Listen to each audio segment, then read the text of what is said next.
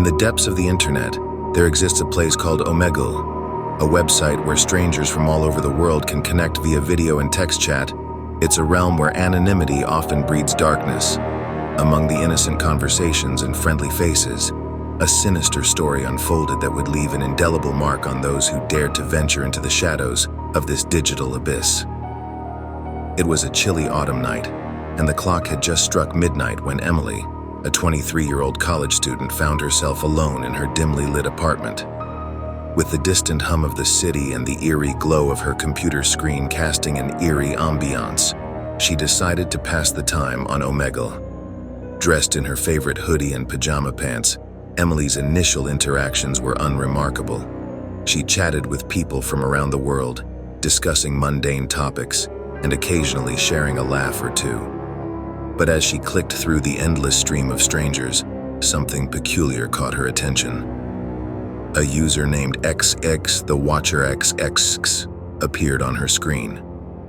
His webcam was off, displaying only a pitch-black screen, but his chat was unlike any other. "Emily," he typed, "I've been watching you." An unsettling chill swept through her body.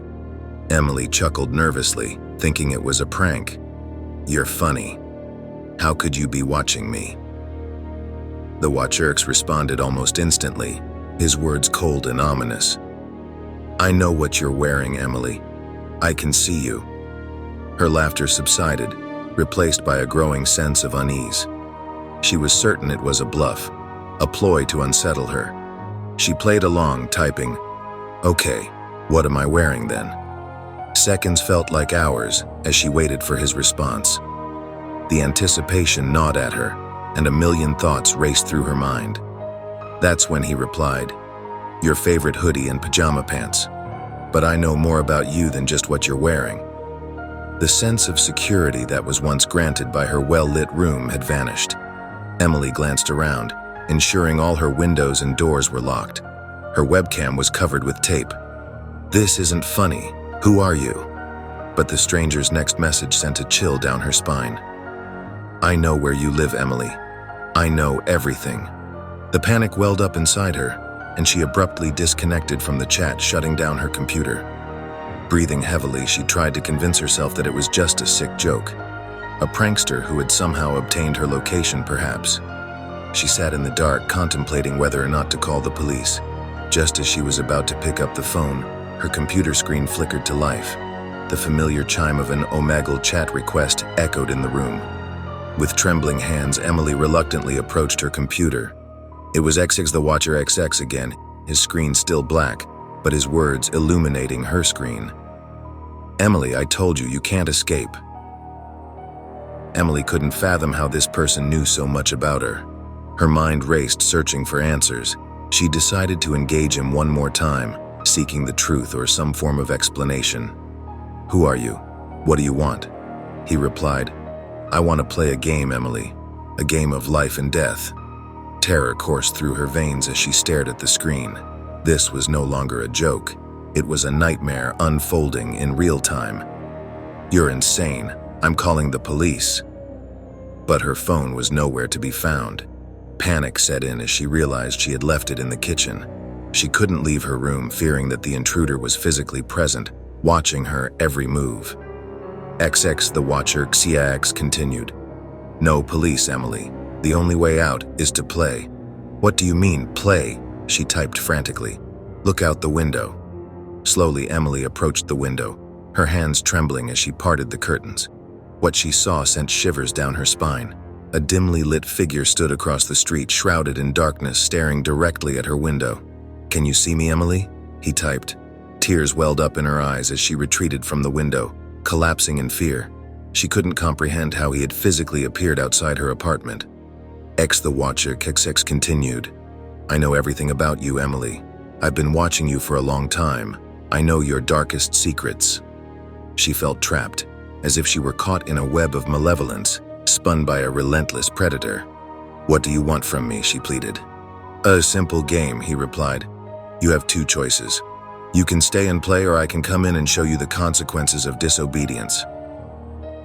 The seconds felt like an eternity as Emily contemplated her options. The figure outside her window seemed to be drawing nearer. Panic gave way to a survival instinct as she typed, "Okay, I'll play your game." XX, the Watcher X's words took on a sinister tone. "Good.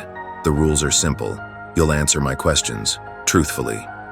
"What if I don't want to answer?" she asked, desperately stalling for time. "Then I'll come in."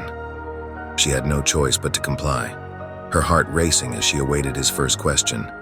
He asked, "What's your deepest fear, Emily?" Tears streamed down her face as she replied, "I'm afraid of dying." A cruel laugh echoed in her mind as he responded, "That's what they all say.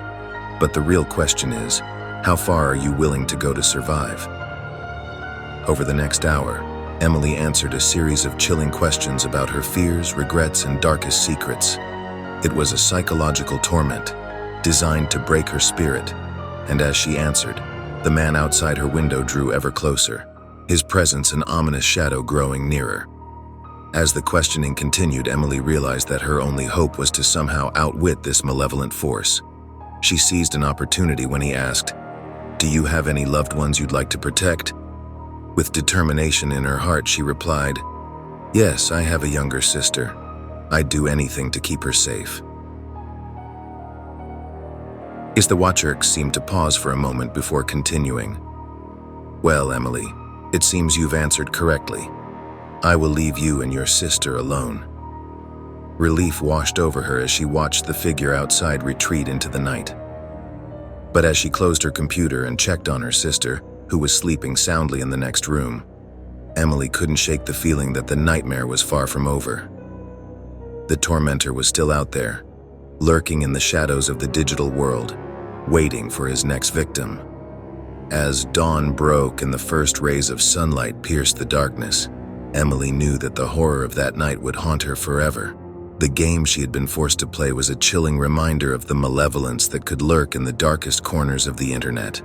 A reminder that in the digital age, the line between the real and the virtual had blurred and the consequences of crossing it could be dire.